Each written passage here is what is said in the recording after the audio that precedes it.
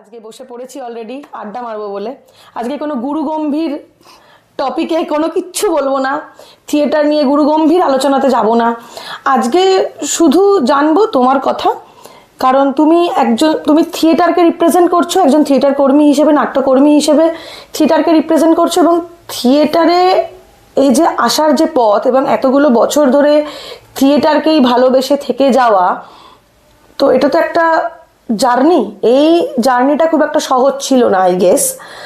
সুতরাং একদম শুরু থেকে যদি বলো কিভাবে আসা, তোমার ছোটবেলা, সেখান থেকে কি করে উঠে আসা, থিয়েটারে যাওয়া এবং তোমার কর্মসংস্থান সবচেয়ে আগে যেটা আসে, কারণ জীবন যাপন করতে গেলে রোজগার করাটা সবচেয়ে গুরুত্বপূর্ণ একটা জায়গা, এবং থিয়েটারে থেকে কি করে নিজের কর্মসংস্থানে এসেছো, কর্মসংস্থান খুঁজে পেয়েছো, বা কী করে রোজগারের রাস্তা দেখতে পেয়েছো, এই পুরো জার্নিটা আমরা আজকে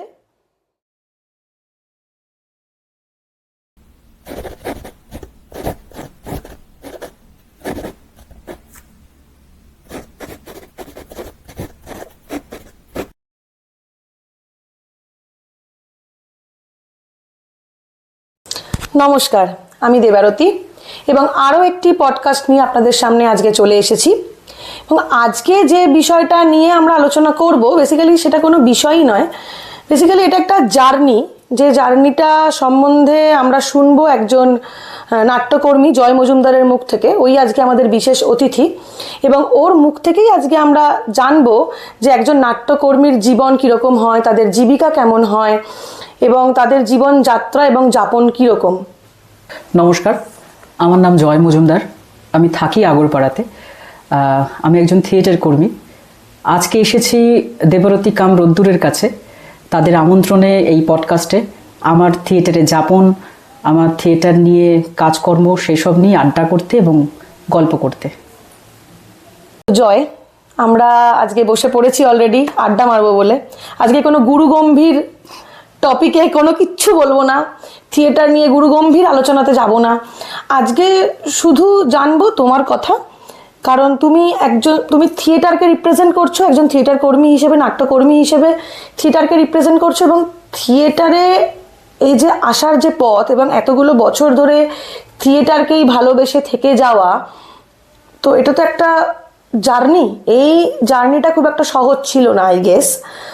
সুতরাং একদম শুরু থেকে যদি বলো কিভাবে আসা, তোমার ছোটবেলা, সেখান থেকে কি করে উঠে আসা, থিয়েটারে যাওয়া এবং তোমার কর্মসংস্থান সবচেয়ে আগে যেটা আসে, কারণ জীবন যাপন করতে গেলে রোজগার করাটা সবচেয়ে গুরুত্বপূর্ণ একটা জায়গা, এবং থিয়েটারে থেকে কি করে নিজের কর্মসংস্থানে এসেছো, কর্মসংস্থান খুঁজে পেয়েছো, বা কী করে রোজগারের রাস্তা দেখতে পেয়েছো, এই পুরো জার্নিটা আমরা আজকে আলোচনা করব, এবং সেটাও গুরুগম্ভীর নয়, আড্ডার ছলে। বেশ, তা মূলত আমার থিয়েটারে ছোটোবেলায় আসা হচ্ছে খেলতে খেলতে, মানে ওই পাড়ার থিয়েটার, ওই পাড়ায়, আমি যে পাড়ায় থাকি আর কি, আগরপাড়া নবগ্রামে। তা সেখানে আগে আমি 2004-05 সালের কথা বলছি। তখন যেটা হতো যে পাড়ার বড়দের নিয়ে একটা, ওই পাড়ার যে প্রতি বছর হয় শীতকালে বা দুর্গাপুজোর পরপর, তখন নাটক, গান, নাচ ইত্যাদি হতো। তা দেখতাম বড়রা নাটক করছে। আচ্ছা। এবং ওই দেখতে দেখতে না আমার খুব মজা লাগতো যে একটা দীর্ঘদিনের রিহার্সাল, কাজ কর্ম, আমায় কেন নিচ্ছে না, এটা খুব মনে হতো। তা একদিন ওই আমাদের পাড়ায় যিনি আর কি নাটকের ডিরেকশন দিতেন, আমাদের পাড়াতে একটি স্কুল আছে, প্রাইমারি স্কুল, সেখানকার প্রধান শিক্ষক চন্দন চক্রবর্তী, আমরা মূলত তাকে চন্দন আঙ্কেল বলেই ডাকি। তা ওই আঙ্কেলের কাছে একদিন কি বললাম যে আমি নাটক করব, জানি না কি হয়, মানে আমার মনে হতো যে ওখানে কি সবাই সংলাপ বলছে, এবার কি একটা মজাদার কি না কি একটা হয়ে যাচ্ছে এরকম একটা। তা আঙ্কেল আমাকে বললো যে তুমি খুব ছোট, আমি দেখছি, বাচ্চাদের যখন হবে তখন আমি দেখছি। আর আমার না খুব রাগ হতো, বাচ্চাদের আবার কি। তুমি তখন কোন ক্লাসে? আমি তখন ক্লাস 5। আচ্ছা, 2005, ক্লাস 5।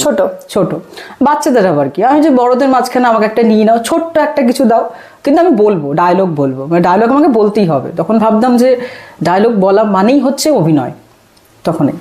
তা আঙ্কেল শুনলেন, বললো ঠিক আছে দেখছি। পাড়ে আরও এক জেঠু ছিলেন, শম্ভু জেঠু, তিনি মারা গেছেন অবশ্য। তা তখন লক্ষণের শক্তিশাল হচ্ছে, 2005, হ্যাঁ এই সময়টাই।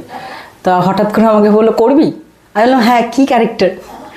দেখলাম যে আয় দেখছি, আগে স্ক্রিপ্ট পড়া হবে তারপরে দেখছি। তা আমি বললাম ঠিক আছে, স্ক্রিপ্ট পড়া হচ্ছে, কাউকে রাম দিচ্ছে, কাউকে লক্ষণ দিচ্ছে, জাম্বুবানও চলে গেল হাত থেকে, হনুমানের মেন ক্যারেক্টার যে আর কি হনুমান করে সেও চলে গেল, তাহলে আমার জন্য কি ক্যারেক্টার রইলো? পরে খুব কাঁদো কাঁদো মুখে বললাম যে আমার জন্য তাহলে কি? বললো এই ভিড়ের মধ্যে তুই একজন কোরাস। তখন কোরাস টোরাস বুঝতাম না যে কি কোরাস। আমি যে ঠিক আছে ডায়লগটা কি? বলে তুই শুধু মঞ্চে উঠে হোপ হোপ করবি, এইটাই তোর ডায়লগ। তা আমি বললাম ঠিক আছে। এবার আমার মনে হতো হোপ হোপ করতে দিয়েছে। এবার যারা ছোটবেলা যেটা হয় আর কি শিশু মনে, যে রাম করছে বা যে লক্ষণ করছে, আমার না 2 পাতা ডায়লগ জানিস তো মুখস্থ করতে পুরো একদম ঘাম ছুটে যাচ্ছে। আচ্ছা আমারও অনেক বড় ডায়লগ, বলি কি ডায়লগ? Hope hope. তাকে বলতাম তোর তো 2টো পৃষ্ঠা, আমার তো প্রথম পৃষ্ঠা থেকে শেষ পৃষ্ঠা তো শুধু হোপ। তা এই মজার ছলে ঢোকা। যখন আমি থিয়েটারে আসলাম বা ঢুকলাম, আমার খুব ভালো লাগতে শুরু করলো যে আমি মঞ্চে রয়েছি, আলো পড়ছে আমার ওপর, সবাই দেখছে। এবং নাটকটা হয়ে যাওয়ার পরেও পাড়ার কোনো একটা দাদা বা দিদি বা জেঠু বা কাকু বললো তুই আগের দিন ওখানে ওই চরিত্রটা করেছিস না, কিরে হুপ হুপ। মানে তখন কিন্তু আমি খুব মজার ছলেই নিতাম, আমি রাগ করতাম না। মানে আমাকে কেউ চিনলো, একটা কাজ করছি তার জন্য চিনলো। আর থিয়েটারটা আরও বেশি করে ভালোবাসতে শুরু করলাম তার কারণ আমি যেহেতু সিঙ্গেল প্যারেন্টের কাছে মানুষ, আমার মায়ের কাছে। তা ছোটোবেলাটা আমার খুব কেটেছে একটা সমস্যা, ঝগড়া ইত্যাদি দেখতে দেখতে। মানে মা বাবার মধ্যে দীর্ঘদিনের একটা লড়াই, তাদের ব্যক্তিগত কিছু সমস্যার জন্য। সেই লড়াই দেখতে দেখতে না আমি খুব হাঁপিয়ে যেতাম। মানে আমার কিছু কথা বলার আছে, মানে আমি মা বাবার সঙ্গে বসে কিছু কথা বলতে চাই। সেটা হতে পারে কোনো একটা ছবি এঁকেছি সেটা দেখাবো, বা হতে পারে স্কুলে কোনো বন্ধুর সাথে মারপিট করেছে সেটা বলবো।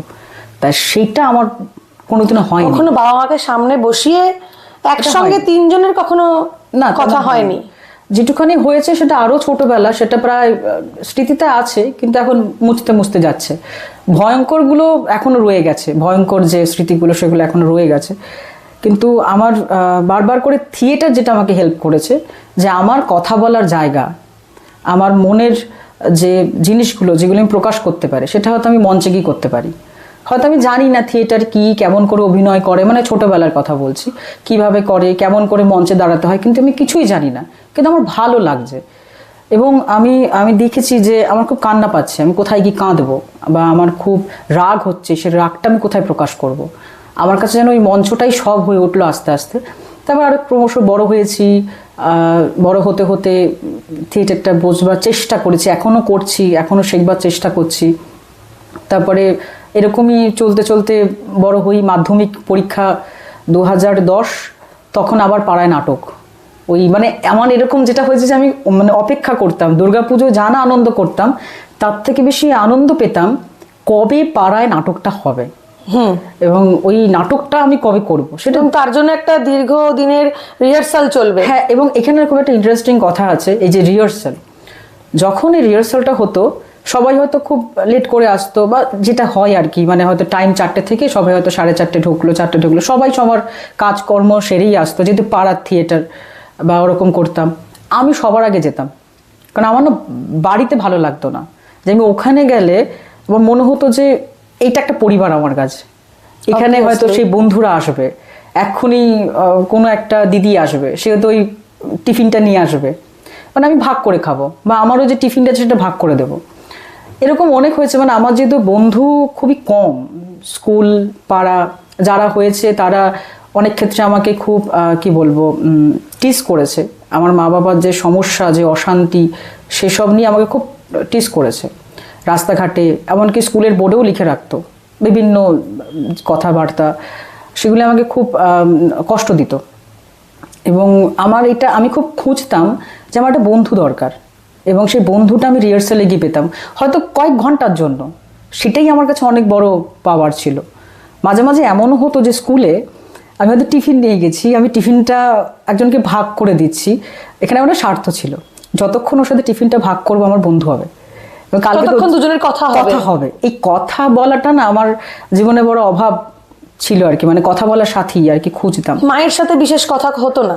মায়ের সাথে হতো না তা নয়, হতো আসলে। মাও যেহেতু একটা সমস্যা বা একটা বাবার মানে দিক মায়ের থেকে একটা নিজস্ব সমস্যা ছিল ছিল, সেই মানে সমস্যাটা ব্রেক করে তোমার সাথে কথোপকথন হয়তো সব ক্ষেত্রে হয়ে হতো ওঠে না। কারণ আমার মায়ের এই ক্ষেত্রে না কোনো দোষ নেই, কারণ আমি দেখেছি যে বাবার যে সমস্যাগুলো মায়ের ওপর পড়তো, মা চেষ্টা করতো যাতে সেগুলো আমার ওপর না পড়ে।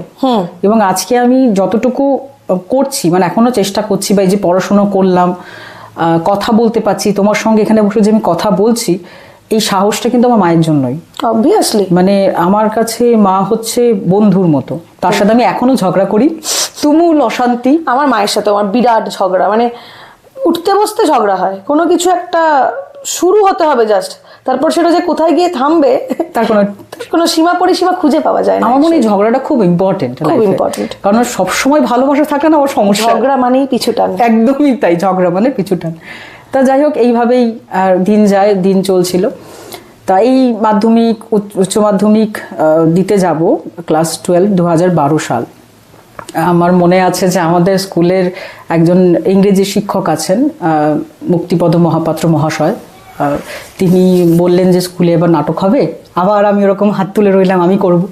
সেবার হয়েছিল আমাদের রবীন্দ্রনাথ ঠাকুরের খ্যাতির বিড়ম্বনা। বাহ, একটা চরিত্র পেয়েছি, তখন আমি জানি চরিত্র করতে হবে। তা খুব মজার সঙ্গে করলাম। যে হেড স্যার, আমি যার কথা এখনো নাটক করতে গিয়ে বলি, আমাদের স্কুলের মানে আগরপাড়া নেতাজি শিক্ষায়তনের প্রধান শিক্ষক যিনি ছিলেন, ডক্টর উদয়শঙ্কর ভট্টাচার্য মহাশয়, মানে তিনিও আমার লাইফে কিন্তু একজন মানে ভয়ঙ্কর মানুষ। এই কারণে বললাম যে ঠিক ভুল কোন জায়গায় কিভাবে কথা বলবো, কোনটা ঠিক করছি কোনটা ভুল করছি নিজেকেই নির্ধারণ করতে হয়, সেটা কিন্তু ওই প্রধান শিক্ষকের থেকেই শেখা। তা যাই হোক, ওই নাটক করতে গিয়ে আমার আমি খুব আনন্দ পেয়েছিলাম যে নাটক দেখতে দেখতে হেড স্যার হাসছেন।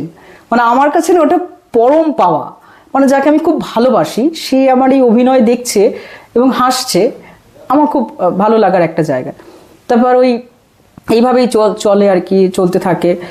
এর মাঝে একটা কথা বলতে ভুলে গেলাম যে এর মাঝে একটা গ্রুপ জয়েন করেছিলাম থিয়েটারে, মানে ওই ক্লাস 12 পড়াকালীন, ওই 11 উঠলাম তখন। আচ্ছা, আমাদের স্কুলের একটা ছিল হয় না, মানে স্কুলের একজন কেউ যাকে সবাই চেনে।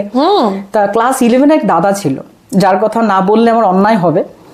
তাকে সবাই স্কুলে ওই নায়ক বলে ডাকতো, কারণ তখনকার সময় বেশ একটু স্টাইল করে আসছে, চুলটা একটু বেশি একটু আঁচড়ে আসছে, সুন্দর করে চুল রং ঠং করে আসছে, তার নায়ক সে হচ্ছে স্কুলের, সবাই তাকে নায়ক ডাকে, খুবই ভালো। তো এরকম নাটক করি জানতে পেরেছে। একদিন কোনো একটা টিফিন পিরিয়ডে দেখা হয়েছে, আমি তোমাকে নায়ক কেন বলে, আর আমি না ছোটোর থেকে খুব এরকম মুখের ওপর কথা বলি, যা জিজ্ঞাসার মুখের ওপর জিজ্ঞাসা করিনি। তা সে বলে আসলে আমি না থিয়েটার করি, তাই জন্য আমাকে সবাই নায়ক বলে। সেই দাদার নাম রিন্টু দা। সেই দাদা আমাকে বললো তুই অভিনয় করবি? আমি বললাম হ্যাঁ, কোথায় করতে হবে বলো। আমিও শুরু করলাম, মানে আমিও জানি। তা সে আমাকে বললো যে ব্যারাকপুরে একটি দল আছে 21শে নাট্যগোষ্ঠী বলে, সেখানে আমি করি, তুই করবি? আমি হ্যাঁ করবো। তা সে বললো তাহলে চল একদিন। তা সে আমাকে নিয়ে গেল। তা ওই দলটা এখন বন্ধ হয়ে গিয়েছে। সেই দলের নির্দেশকের নাম হচ্ছে কৃষ্ণ বর্মন, কৃষ্ণদা। এই দাদার থেকেও অনেক কিছু শেখা আর কি। ওখানে যাওয়ার পর আমি জানলাম যে থিয়েটার করা মানে শুধুমাত্র সংলাপ নয়, থিয়েটার মানে মঞ্চের পেছনেও একটা গুরুত্বপূর্ণ কাজ থাকে, সেটাও থিয়েটার। যিনি চা দিচ্ছেন, যিনি মঞ্চে নানান কাজে সহযোগিতা করছেন, যিনি টিকিট কাটছেন, সেটাও থিয়েটার। এবং আমাকে ওই 6 মাস কৃষ্ণদা যেটা করেছে আর কি, ওই চা আনা এবং ওই যে ক্লাবে আমরা রিহার্সাল দিতাম সেখানে ঝাড় দেওয়া। আমি 6টা মাস এই কাজটাই করেছো? তার মাঝে মাঝে সংলাপ, কারো কেউ আসেনি, বক্সে দিচ্ছি, বলছি, এসব। মানে মূলত থিয়েটারের হাতে খড়িটা কিন্তু ওই কৃষ্ণদার হাত ধরে, মানে একদম থিয়েটারটা কি। নায়ক তাহলে নায়ক কি? নায়ক তখন ওই আসছে যাচ্ছে চরিত্র করছে, এরকম নায়কের চলছে। মানে নায়ক জাস্ট তোমাকে একটা জায়গায় ফিট করে দিল। বাহ। এবং সে আমার মাধ্যম হলো, মানে আমি সারা জীবন তার কাছে থ্যাঙ্কসফুল। সে আমাকে ধরে নিয়ে গিয়ে নামালো, এটা তোমার স্টেশন, তুমি এবার যাও।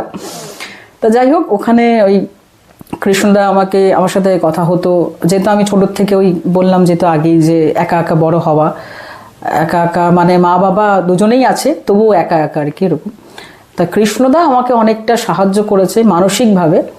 যে আমাকে বোঝাতেন যে থিয়েটার তুমি করছো একটা আর্ট লাইন, সেখানে তুমি আছো, তুমি এটাকে আরো ভালোবাসতে পারো কিনা, তোমার মন কি চায়, তুমি কি শুধু সংলাপ বলার জন্য এসেছো, নাকি তোমার কথা বলার একটা মাধ্যম সেটা তুমি খুঁজছো। ছোটবেলায় যেটা করেছো সেটাও খুব গুরুত্বপূর্ণ, কিন্তু এখন বড় হতে হতে, কারণ যেটা হয় মূলত আমরা ওই ক্লাস 11-12 গ্র্যাজুয়েশনের সময়টাতে কোনো একটা করলাম, নাটক হোক, নাচ হোক, গান হোক, যেটাই হোক করলাম, তারপর আবার ভবিষ্যতের প্ল্যানিং করতে গিয়ে, সেটা চাকরি হোক অন্য কিছু করতে গিয়ে আমাদের এই ইচ্ছেগুলো মরে যায় বা আমরা আটকে দিই। হ্যাঁ হ্যাঁ হ্যাঁ। তা সেটাই আমাকে বোঝাতেন যে তুমি কি করবে সেটা তুমি দেখো, মানে তুমি নাটক ছেড়ে নিজের কেরিয়ার গড়বে, হ্যাঁ, নাকি নাটকটাকেই নিজের কেরিয়ার গড়িয়ে এবং গড়ে নেবে শুধুমাত্র আর কি? থিয়েটারটাই করবে, এটা তুমি কিন্তু ভেবে, এটা কিন্তু একটা খুব বড় সিদ্ধান্ত যে কোনো নাট্যকর্মীর জীবনেই, যে একটা চাকরি বাকরি একটা ফিক্সড স্যালারির দিকে না গিয়ে তারা থিয়েটার কর্মী হিসেবে তাদের জীবন নির্বাহ করছেন আর কি। একদমই, মানে এটা একটা খুব বড় সিদ্ধান্ত। যারাই আছে এই নাট্য জগতের সঙ্গে জড়িয়ে, তাদের প্রত্যেককেই এটা তাদের কাছে আমার খুব ভালো লাগে যে তারা তাদের প্যাশনটাকে ফলো করছে। একদমই, মানে এইটা না, মানে আমি যখন ওখানে ওই কৃষ্ণদার কথা বলতে শুরু করলে, এবং আমাকে একটা খুব গুরুত্বপূর্ণ কথা বলেছিলেন উনি, যে তুমি যদি মনে করো মঞ্চে ওঠে শুধু সংলাপ বলাটাই থিয়েটার, তা তুমি এখনই ছেড়ে দাও, এবং তুমি গিয়ে দেখো যে অনেক ছেলে মেয়ে আছে যারা আমার থেকে তোমার থেকে অনেক ট্যালেন্টেড, তারা হয়তো কাজটা থেকে সরে গেছে নানান কারণে, এবং ওই কৃষ্ণদার দলে কাজ করা, বিভিন্ন লোকের সাথে পরিচয় হওয়া, আমিও বুঝতে শিখলাম বা শিখছিলাম তখন, এখনও শিখছি যে কিভাবে করতে হবে, এবং টিম ওয়ার্কটা কি, সব থেকে বড় কথা টিম ওয়ার্ক, যে তোমার সহকর্মী যে আছে সে হয়তো মঞ্চে উঠে সংলাপ ভুলে গেল, বা হতেই পারে তোমার সাথে তার ব্যক্তিগত খুব সমস্যা, কিন্তু মঞ্চে উঠে দর্শক যে আসছে সে তো তোমাদের ঝগড়া দেখতে আসছে না, কাজ দেখতে আসছে, তুমি তখন কিভাবে ওটা করবে, সেটাই হচ্ছে থিয়েটার। আমি যেটা বুঝতে পেরেছি উনি যেটা বলতেন। তারপর এই করতে করতে কৃষ্ণদার দল, হঠাৎ একদিন শুনলাম যে কৃষ্ণদা তখন ওই চাকরির দিকে যেহেতু যাচ্ছে, তিনি এখন একটি প্রাইমারি স্কুলের শিক্ষক, তা দলটা বন্ধ হয়ে যাচ্ছে। খুব মন খারাপ যে কথা বলার একটা মাধ্যম হলো সেটাও বন্ধ হচ্ছে। আবার খুঁজছি। এর মাঝে আমার একটা বন্ধু আছে, তার নাম রাহুল ভট্টাচার্য, আমার এলাকাতেই থাকে, ওর ডাক নাম শিবা। তাকে বললাম যে চল না আমরা কিছু একটা করি, একটা থিয়েটারের দল খুলি। সে বললো আমি তো কিছুই জানি না, মানে আমিও কিছু জানি না, চল আমরা এমনি খুলি, যাবো শো। মানে ওই মন খারাপটা হ্যাঁ একটা ভালো কিছু দিক নির্দেশ দিয়ে গেল আর দিয়ে গেল, মানে হোক। এবার করতে করতে না হঠাৎ করে ভাবলাম সত্যি তো কিছু জানি না, মানে একটা দল চালানোর জন্য যা যা প্রয়োজন, সব থেকে বড় কথা নিজের সিদ্ধান্তের ওপর অনড় থাকা, বাপরে বাপ, এটাই আমি করছি, সেটা থেকে আমি ঠিক আছি। আমার মনে হলো যে না, যাই হোক ওখানে বন্ধ হলো। এবার আবার ওই পাড়ায় ফিরে আসা একদিন, এরকম আমার বাড়ির সামনে একটা মাঠ আছে, এখানে বসে আছি, এলাকারই এক দাদা বলছে যে তুই নাটক করতিস না? হ্যাঁ, মানে স্কুলে দেখেছিলাম, মানে এখানে একটা দল আছে সোদপুর, মানে আমার বাড়ি আগরপাড়া, তার পরের স্টেশনেই সোদপুর, চল যাবি? আমি যে চলো, এই চলো বলে নিয়ে গেল সোদপুর সাম্পান বলে একটি দল। তা সেই দলে ঢুকে আরো নতুন কিছু জানার, আরো নতুন মানুষ, আরো নতুন বন্ধু, আরো নতুন, এবং ওই মানুষগুলো কিন্তু একটা ক্যারেক্টার। তা ঢুকলাম, তখন আমি কলেজে উঠে গেছি, ফার্স্ট ইয়ারে পড়ে। তা সেখানে আমি 3 জন মানুষের কাছে সবসময়ের জন্য কৃতজ্ঞ। এক হচ্ছে দলের নির্দেশক পিঙ্কি ঘোষ দস্তিদার, পিঙ্কি দিদি, শিপ্রা মুখার্জি এবং মধুমিতা দি দলের সহকর্মী ছিলেন বা কর্মী আর কি। আমি মধুদি থেকে বিশেষ করে আমি তার নামটা সব জায়গাতেই বলি এই কারণে যে মধুদিকে আমি দেখতাম কিভাবে টিম ওয়ার্ক করতে হয়। একটা দলের চা আনা থেকে শুরু করে একটা কোনো ডকুমেন্ট জেরক্স হওয়া, তার প্রত্যেকটা পুঙ্খানুপুঙ্খ হিসেব কি করে রাখতে হয়, সেটা আমি মধুমিতা দিক থেকে শিখেছি। সৎ না হলে তো এই কাজটা করা যাবে না। সুতরাং তার কাছ থেকে সবকিছু শেখার পাশাপাশি একটা জিনিস শিখেছি, সেটা হচ্ছে সততা। এবং পিঙ্কি দি আর শিপ্রা দি দুজনেই দলে প্রত্যেকটা ছেলে মেয়েকে কিভাবে কাজ করবে, কেমনভাবে করবে, যা যা আমাদের দরকার থিয়েটারের সবটাই কিছু। আর পিঙ্কি দিকে আমার ব্যক্তিগতভাবে ভালো লাগতো এই কারণে যে পিঙ্কি দি যে ভাবনা চিন্তা কাজের, এবং কোনো না স্ক্রিপ্ট নয়, একটা গল্প দিলাম বা এই করছি, চলো ওয়ার্কশপ করতে করতে উনি কাজটা করিয়ে নিতেন আর কি। তো এই কারণে পিঙ্কি দি, শিপ্রা দি আমার খুব পছন্দের মানুষ, ওই কাজ ওখানে প্রায় 2013 সাল থেকে ঢুকেছিলাম, 2013 14ই মার্চ। বাহ। হ্যাঁ, মানে যেহেতু আমি ডায়েরি লেখার একটা অভ্যেস আছে, তাই লিখে রাখি আর কি, ভালো ভালো কিছু খারাপ কিছু, তাই এই জন্য আর কি তারিখটা মনে আছে। ভালোটা না থাকলে তো খারাপটা থাকবে না। একদমই তাই। তা ওইভাবেই চললো দীর্ঘদিন। 2000 এবং কন্টিনিউ ওখানে করছি। অসাধারণ। এবার করতে করতে পিঙ্কি দিয়ে আমাকে বললো যে বিভিন্ন দলে যে কাজ করেছে, এর মাঝে অনেকগুলো দলেও কাজ করেছে বাইরে বেরিয়ে, পিঙ্কি দি শিপ্রা দি দুজনেই অনুমতি নিয়েই করেছে। আমি যেটা করতাম, এই একা থাকা বা এই থিয়েটার যাপন বা আরও অনেক মানুষকে দেখা, সেখান থেকে আমি একটা জিনিস শেখবার চেষ্টা করেছি, যেটা করব লুকিয়ে নয়, বলে, অনুমতি নিয়ে। যদি আমার ভালো লাগে মুখের ওপর বলবো ভালো, খারাপ লাগলে মুখের ওপরই বলবো খারাপ। আমি এটা বিশ্বাস করি যে আমার মতের সাথে উল্টো দিকের মানুষের মতে নাই মিলতে পারে, তার মানে সে আমার শত্রু নয়। আমি তার মতটাও শুনলাম, কিন্তু আমার জায়গায় আমি ঠিক, তার জায়গায় সে ঠিক, মতের কোথাও একটা মিললো না, এইটাই। তা সেই সুবাদেই আমি আর কি মানে ওই সূত্র ধরেই পিঙ্কি দিকে বললাম যে আমি এরকম একটা কাজ করতে যাই, এরকম এসে করব। পিঙ্কি দি বললো হ্যাঁ তুমি করতেই পারো, কিন্তু দলের কাজে যেন অসুবিধা না হয়। বেশ এইভাবে কাজ করতে থাকি, করি। এবং এই কাজ করতে করতে না আমার যেটা বারবার করে এখন অনেকটা কমেছে, যেটা হতো কষ্ট পেতাম যেখানটা, যে এই যে সবাই থিয়েটার করতে যাচ্ছে, আমার সহকর্মীরা, তাদের মা বাবারা আসছে, আমার কেন কেউ আসছে না?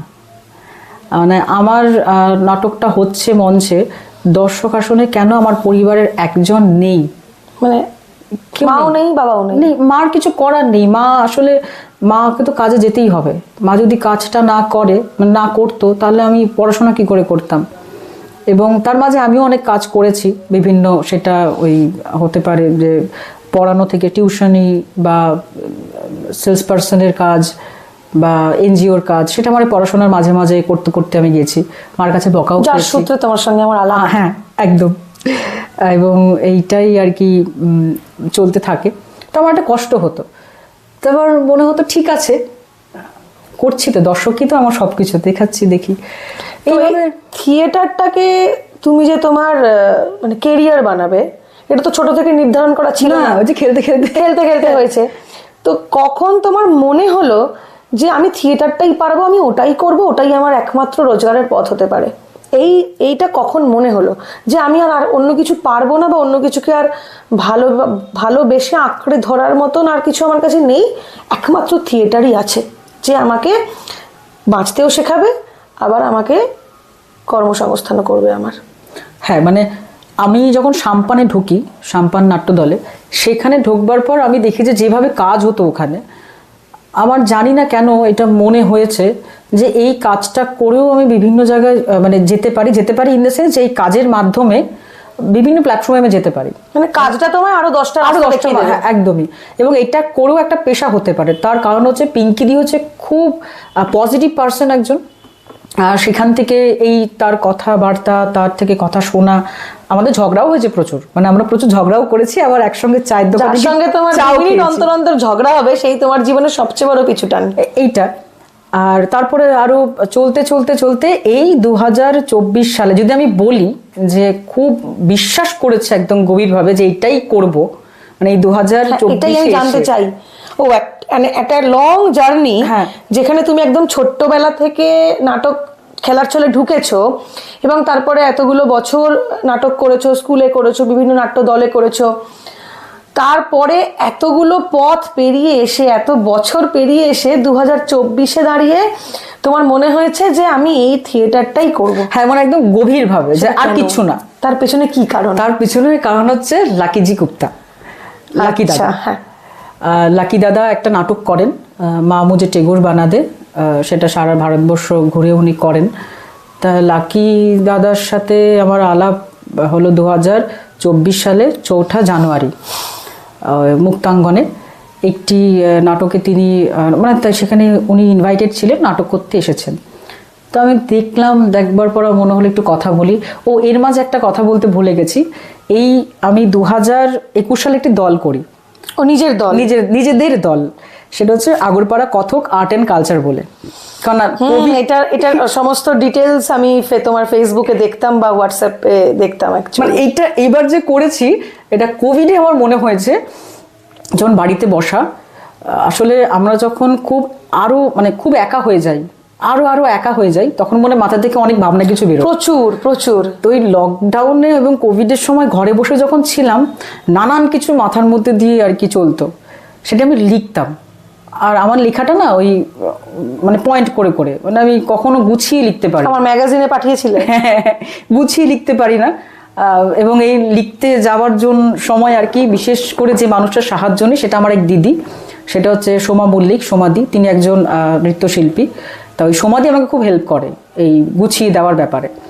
তা আমার মনে হলো আমি আমার কাজগুলো এবার করব, ভুল হোক, খুবই বাজে হোক, কিন্তু আমি করব। ভুল হোক যাই হোক, যদি শুরু একবার করা যায় তো তুমি এগোতেই থাকবে, মানে থামলে চলবে না একদম। এবং আমি এটা এখনো সেটা বুঝি যে থামলে চলবে না, করে যাও।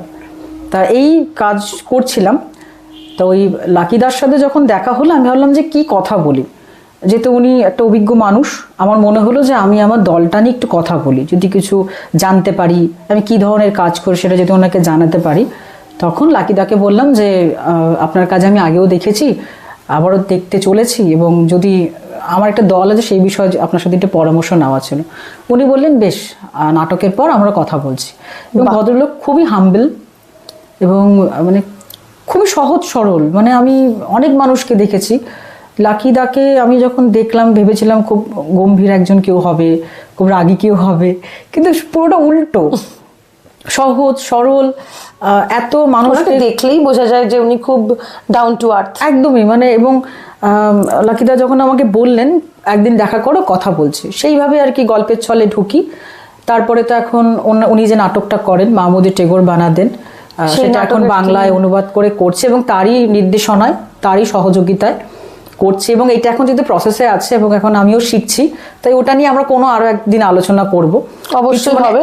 আমি এখন শিখছি, কিছুই জানি না ওটা নিয়ে অবশ্যই। এবং ওই একমাত্র ওই কাজটাই তোমাকে এই প্রফেশনে থাকতে বাধ্য করেছে আর কি। মানে আমি যে এটাই প্রফেশন করব, এটা তোমাকে এই লাকিজি গুপ্তাই হয়তো তোমাকে সেই পথটা দেখিয়েছেন। যে অনেক মানুষ বলেছেন, অনেক মানুষের কাছে আমি কৃতজ্ঞ তার জন্য, লাকিদার কাছেও ঠিক তেমন ভাবেই আমি কৃতজ্ঞ। কারণ লাকি দাদা আমাকে একটা কনফিডেন্স দিয়েছে, তুমি ভুল করছো, ঠিক করছো, সৎভাবে করো, সৎ হও, সরল হও।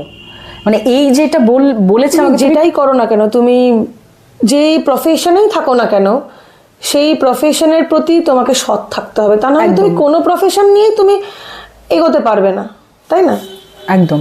মানে এটাই আমার মানে 2024-এ আমি বলছি তোমাকে, ওই সেপ্টেম্বর অক্টোবর এরকম সময় মনে হয় ঠিক আছে আমি এটা করি, দেখাই যাক না কি হয়, কিছু তো একটা হবে, হয় খুব খারাপ, তাহলে তুমি চলছো, তুমি কিন্তু থেমে যাওনি। মানে আমি তো দেখি তোমার সমস্ত কাজ, এবং না এই ইন্সপায়ার করে আমাকে। মানে আমি আর নাটকের সঙ্গে যুক্ত হতে চাইছি না, মানে আমার দেখে কোথাও গিয়ে মনে হয়েছে যে তোমাকে দেখে আরো অনেক কচি কাছে এগিয়ে আসবে ভবিষ্যতে। আমাকে দেখে আসবে কিনা আমি জানি না, তুমি যেভাবে ইন্সপায়ার করছো সেটা কিন্তু সম্পূর্ণ আমি লাকিদার থেকে শিখেছি। মানে আমি সবসময় তার কথাটা এটা বলি, কারণ আমি এটা কাজ করতে করতে দেখেছি যে একটা মানুষ হয়তো একটা ছবি তুলে দিল, আমি এই কথায় আসছি, তার নামটাও দেওয়া হয় না, এক্স্যাক্টলি, মানে একটা ক্রেডিট সামান্য।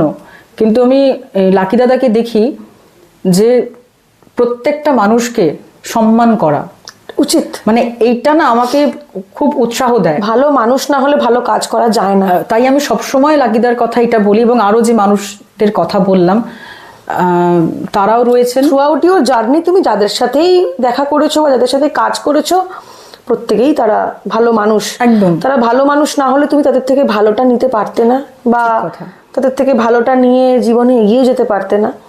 এখনো চলছি। তারা বেসিক্যালি তোমার ব্যাকবোন, কিন্তু তারাই। তোমার মা তো অবশ্যই তোমার সবচেয়ে বড় ব্যাকবোন, কিন্তু বাকি সবাই যাদেরকে নিয়ে তুমি এতটা পথ এগিয়েছো থিয়েটারের পথে, তো জার্নি, এই জার্নিটা শেষ হবে না।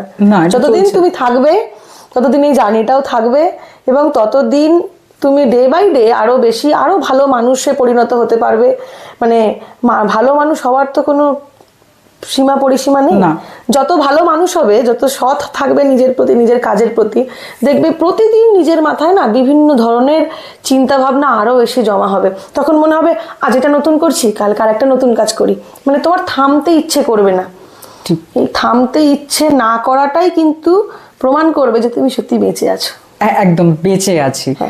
এবং বাবা বেঁচে আছি, এটা বেঁচে আছি মানে তখনই বুঝতে পারবো যখন তুমি থামবে না, তোমাকে এগিয়ে যেতে হবে। কারণ তোমার সামনে কোনো ব্যারিকেড নেই, তুমি এগোচ্ছ মানে তুমি এগোচ্ছ, এবং তুমি জানবে যে তোমাকে একাই এগোতে হবে।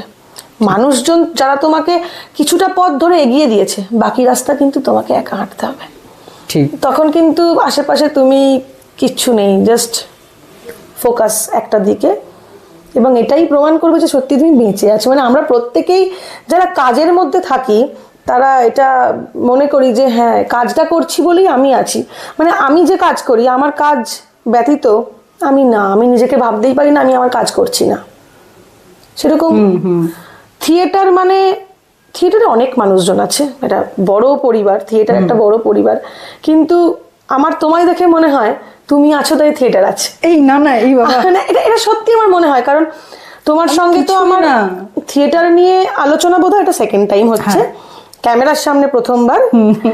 এবং তুমি একটা কথা একবার হোয়াটসঅ্যাপ স্ট্যাটাসে লিখেছিলে, থিয়েটার মানে একটা এনার্জি পাসিং গেম। তো এই কথাটা আমার খুব মনে ধরেছিল, এবং খুবই মনে ধরেছিল। এবং আমি এটা নিয়ে ফেসবুকে একবার লিখেছিলাম তোমার সাথে একটা ছবি আপলোড করে, যে ওনার মতে থিয়েটার একটি এনার্জি পাসিং গেম। এবং এই যে এনার্জি পাসিং গেম, এটা সত্যি তাই। মানে তুমি পজিটিভ এনার্জি সবার মধ্যে ছড়াচ্ছ, এই সোসাইটিতে তুমি কিছু পজিটিভ কিছু দিচ্ছ, এর থেকে বড় কিছু হতে পারে না। তুমি কত কি রোজগার করছো, কি করছো, হয়তো বেঁচে থাকতে গেলে আমাদের প্রয়োজন, অর্থের প্রয়োজন, অর্থ একটা পার্ট, কিন্তু বেঁচে থাকতে গেলে অর্থই সব নয়। যারা এই আর্ট এবং কালচারের মধ্যে রয়েছেন, যারা নিজেদের প্যাশনটাকে বাঁচিয়ে রাখতে পেরেছেন, তাদের কাছে ওটাই সব, তারপর বাকি। একদম এটা হচ্ছে সব থেকে বড় কথা। ঠিক। তা চেষ্টায় চলছি, মানে চেষ্টায় আছি, চেষ্টাটা দেখা যাক। যাও।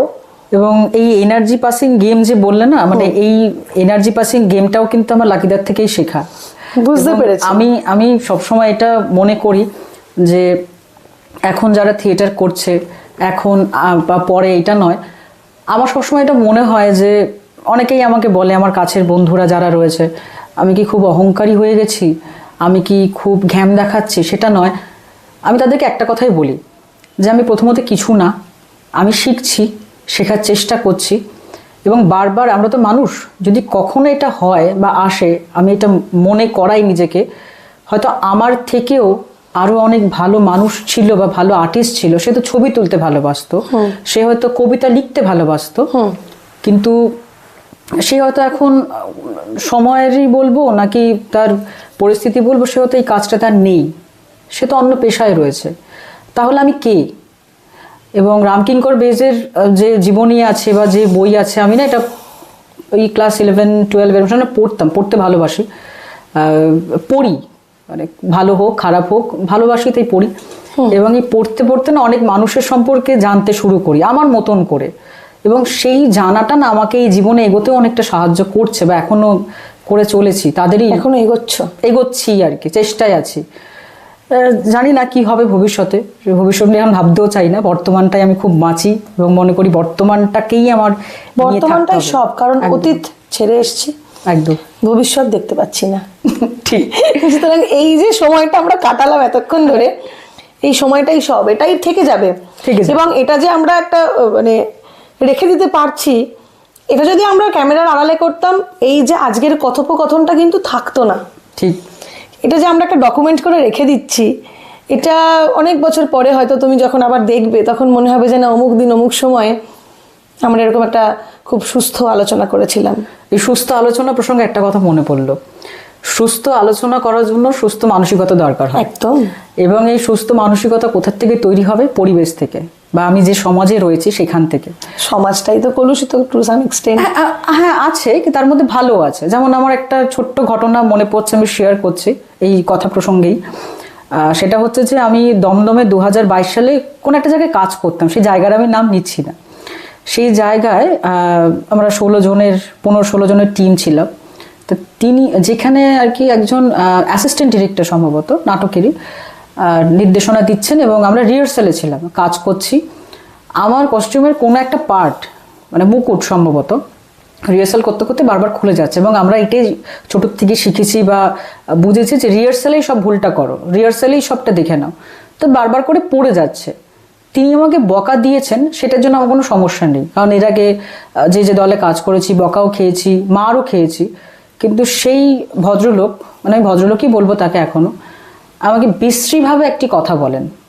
সেটা নারী পুরুষ উভয়ের জন্য খুবই সম্মানহানিকর একটি কথা, যে আরেকবার যদি তোমার ওই মাথা থেকে মুকুটটি পড়ে যায়, আমি বাইরে থেকে এখনই 10টা ছেলে নিয়ে এসে ব্লা ব্লা ব্লা করবো। এই কথাটা আমি শুনলাম, আমি চমকে গেলাম যে কি করে এই নোংরা কথাটা বলতে পারে। মানে এতদিন শুনিনি, হয়তো যারা শুনে শুনে অভ্যস্ত তাদের কিছুই নয়, অনেক কিছু শুনতে হয় আসলে। হ্যাঁ, মানে আমি সেটা শুনি না, সেদিনকে খুব অবাক হয়েছিলাম যে তিনি তো বললেনই যে আমার বাদবাকি এই 16 জন, তার মধ্যে 2 জন শুধু প্রতিবাদ করেছিল, এই বাদবাকি এই 14 জন 13 জন কোনো প্রতিবাদ করলো না। তারা মানুষের থিয়েটারের কথা বলে, তা লড়াইয়ের কথা বলে, কেন করলো না? নাটকের শোটা হলো, তিনি অবশ্য পরে সরি বলেছিলেন, তার উত্তরও দিয়েছে। ওখানে আরো 2 জন মাথা ছিলেন, যাদের কাছে গিয়ে আমি বলেছিলাম যে ভদ্রলোক আমি কি এইভাবে একটি বাজে কথা বলেছেন, এটা খুব খারাপ। তারা খিল্লি মেরে তাকে বলছে তুই বাইরের থেকে কেন ছেলে আনতে যাবি, আমরাই তো ছিলাম। মানে আমি তারপর ওখানে ছেড়ে দিয়েছিলাম, তারপর আবার নিজস্ব কিছু কারণও ছিল ছেড়ে দিয়েছিলাম।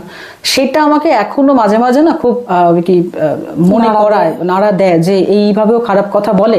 এবং এখান থেকে শেখার বিষয় যে উনি খারাপ কথা বলেছেন, খুবই নোংরা কথা বলেছেন, আমি এটা যেন কখনো কাউকে না বলি। একদম, মানে ওই খারাপ থেকেও ভালো কিছু আছে, ভালোটা নাও। হ্যাঁ, যেমন ঘুটঘুটে অন্ধকারের মাঝেও কিছুক্ষণ দাঁড়ালে মনে হবে যেন একটু আলো আছে। ঠিক সেই রকম, ঠিক একদমই সেইভাবে চলছি এখনো। মানে এখনো চলছে, এখনো চলবে, তোমার পথ চলা শেষ হবে না যতদিন না তুমি নিজে থেকে থামাবে, ততদিন কিন্তু তোমাকে চালাতে হবে এবং থিয়েটারের মধ্যে থাকতে হবে। কারণ তোমাকে দেখে অনেক কিছু অনেকে শিখবে, জানবে। কারণ একজন পজিটিভ মানুষ থাকা এই সমাজে অনেক গুরুত্বপূর্ণ। এবং তুমি থিয়েটার করো বলে বলছি না, যে কোনো প্রফেশনেই, যে কোনো প্রফেশনেই না, খুব কি বলবো, খুব পজিটিভ মানুষ থাকা খুব দরকার। যে প্রফেশন, আমি এই প্রফেশনে আছি, আমি আমার প্রফেশনের প্রতি দায়িত্বশীল, যেমন তোমাকেও তো তোমার প্রফেশনের প্রতি দায়িত্বশীল হতে হবে। সুতরাং এগিয়ে চলো, দায়িত্ব তোমার থিয়েটারকে এগিয়ে নিয়ে যাওয়া। ভবিষ্যতে থিয়েটারকে আজকে যে অবস্থায় দেখছো, থিয়েটার যেন ভবিষ্যতে আরো উঁচুতে যায় এবং তুমি সাথে করে উপরে ওঠো। চেষ্টা করছি, অনেক বড় হও। অনেক মানুষ এখন ভালো কাজও করছে, খুব ভালো ভালো কাজও হচ্ছে এখন অনেকে। থিয়েটার নিয়ে কাজ তো হয়ই, আমি তো মাঝে মাঝে যাই দেখতে, ভালো লাগে। থিয়েটার নিয়ে কাজ হয়। আমাদের বাঁশবেড়িয়াতেও, মানে আমি যেখানে থাকি, আমার হোম টাউন এটা, এখানেও প্রতি বছর নাট্য উৎসব হয় এই ডিসেম্বরে, এই 20-21 তারিখ বা তার একটু পর থেকে, ওই ডিসেম্বরের শেষ সপ্তাহটা। এই বছর যেহেতু 50 বছর, তাই এই বছর হয়তো 1 সপ্তাহ ধরে নাটক হবে। এবং আমি ছোট্টবেলা থেকে, আমার ফ্যামিলি সবাই আমরা যেতাম ছোটবেলায়, এবং মানে মাটিতে বসে নাটক দেখেছি। তখন থেকেই নাটক আমার ভালো লাগে আর কি, নাটক দেখতে ভালো লাগে, সব কিছুই। আমি কখনো নাটক করবো এটা ভাবিনি, মনে হয়নি আর কি। দেখতে ভালো লাগে, যারা দর্শকটা তো হ্যাঁ দর্শক, এবং যারা নাটক করছে তারা এক্সপেক্ট করে যে ভালো দর্শকও থাকুক। তো আমি ভালো দর্শক কিনা জানি না, দর্শক তো থিয়েটার সঙ্গে আমি ওই ছোটবেলা থেকে এইভাবে আমি জড়িত আর কি। মানে আচ্ছা, বাঁশবেড়িয়াতেই খুব সুন্দর নাটকের দল আছে, এবং এখনো ওরা এই বছরই ওরা 50 বছর বলে 1 সপ্তাহ ধরে বিভিন্ন শহর থেকে, মফস্বল থেকে প্রচুর নাট্য দল আসছে। এবার তাদের নাটকের, যেটা প্রতি বছর এই উচ্চ বিদ্যালয়তে হয়। যাই হোক, এই হচ্ছে জার্নি, এবং তুমি এগিয়ে চলো। তোমার সাথে আজকের এই আড্ডাটা, মানে এতদিন, এর আগে 3টে পডকাস্ট হয়েছে আমার, 3টে পডকাস্টে এরকম আড্ডা হয়নি। মানে আমার মনে হলো যে গুরু গম্ভীর তো হলো, এবার একটু আড্ডা হোক। হ্যাঁ, মানে আড্ডাটা দরকার, মানে সহজ সরল। হ্যাঁ, এবার একটা সহজ সরল আড্ডা হলো। আবার হয়তো পরেরটাতে একটু গুরু গম্ভীর আলোচনা হবে। এরকম মিলিয়ে মিশিয়ে চেষ্টা করে যাচ্ছি, যতদূর যাওয়া যায় যাবো। তোমার সাথে আড্ডা দিয়ে আমার খুবই ভালো লাগলো, আমারও খুব ভালো লাগে। এবং একটা কথা 3টে পডকাস্টে বলা হয়নি, যেটা আজকে বলবো, সেটা হচ্ছে ক্যামেরার পেছনের মানুষটাকে নিয়ে। হ্যাঁ। তো ক্যামেরার পেছনে যে রয়েছে, সে আমার খুব প্রিয় ভাই, আমার বলা যেতে পারে। তো ও না থাকলে কিন্তু এই কাজটা হতো না, কারণ এই সমস্ত সেট আপ করা, সব কিছু করা কিন্তু ওর জন্যই। মানে ওকে এক কথায় বলেছি, এটা করব, তুমি আমাকে হেল্প করবে। মানে ও কোনো কিছু না ভেবে হ্যাঁ করবো, মানে এই যে ও কোনো কিছু না ভেবে এগিয়ে এলো হেল্প করার জন্য, এটার জন্য ওকে কখনো থ্যাঙ্কস বলা হয়নি। আজকে বললাম ওকে থ্যাঙ্কস, কারণ এতদিন যে আলোচনাগুলো হয়েছে সবটাই খুব গুরুগম্ভীর আলোচনা এবং গুরুগম্ভীরভাবেই শেষ করেছি। তো আজকে থ্যাঙ্কস না দিলে হবে না। মানে বহুদিন ধরেই ভাবছি একটা কিছু বলা উচিত, তো আজকে ওকে দিয়েই দিলাম থ্যাঙ্কস। এবং এটুকুই, আবার ভবিষ্যতে যদি কখনো অন্য আলোচনা নিয়ে বসা যায়, আমরা অবশ্যই বসবো। বেশ, তার আগে আজকের মতো এখানেই ইতি। হ্যাঁ, একদম। Thank you. তোমাকে থ্যাংক ইউ আমার ডাকে এত দূর আসার জন্য, এত রাতে আবার ফিরতে হবে। ঠিক আছে, ওটা কোনো চাপ নেই।